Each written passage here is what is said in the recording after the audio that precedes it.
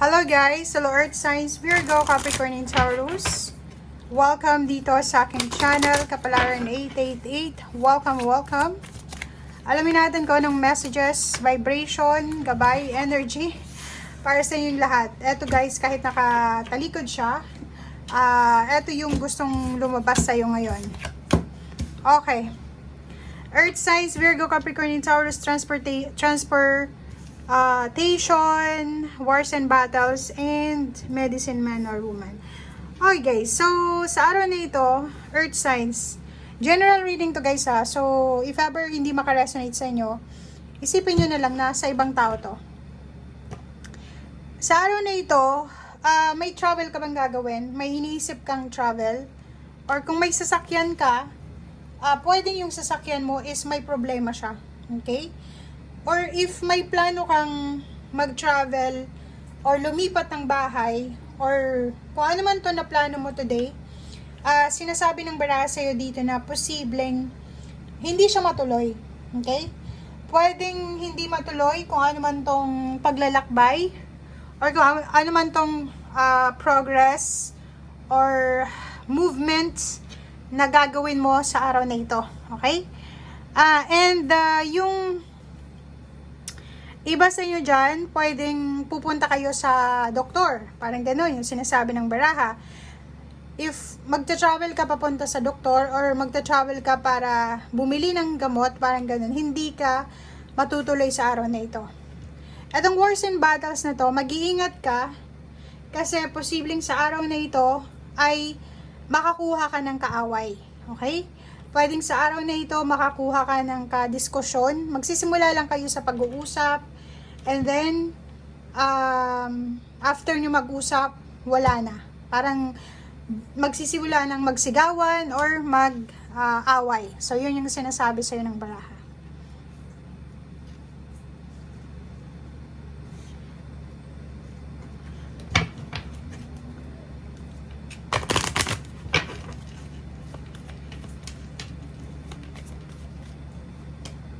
Okay, main, female. Sabi ko na eh.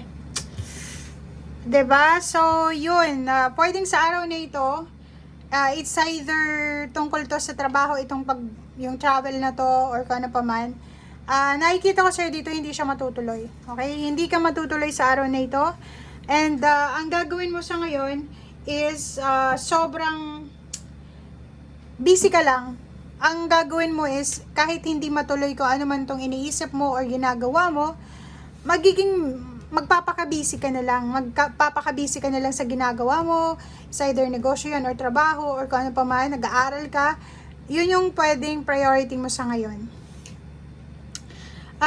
Isang single na babae dito na siguro never been in a relationship siya, medyo may edad na siya, ang naghahanda ng pagta-travel or paglilipat bahay, or siguro naghahanda siya na mangibang bansa or lumipat ng pinagtatrabahuhan. So, atong babaeng ito is siguro nasa 30 plus years old above, or kung sino man ikaw.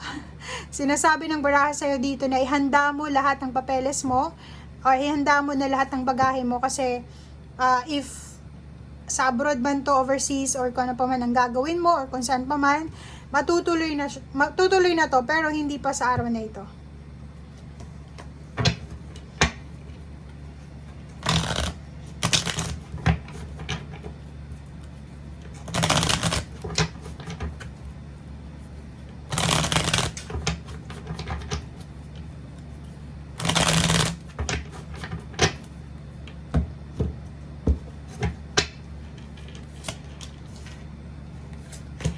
Okay, so yung iba din sa inyo dito, Two of Cups and Six Lovers, may relationship dito na posibleng magsimula.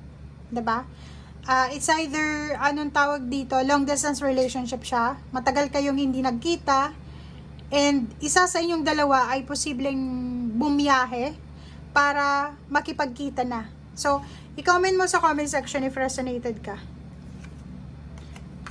Okay, yung iba naman sa inyo dito is parang ang dami-dami yung iniisip tungkol sa pagkakakitaan ng pera, 'di ba? Marami kang iniisip, marami kayong paraan na anong tawag dito? Marami kayong paraan na naiisip kung paano kumita ng pera. Pero ang problema sa inyo is kulang kayo sa motivation or parang feeling nyo hindi sapat yung kaalaman nyo. Parang ganon. It's either kulang yung kapital mo or it's either wala kang alam.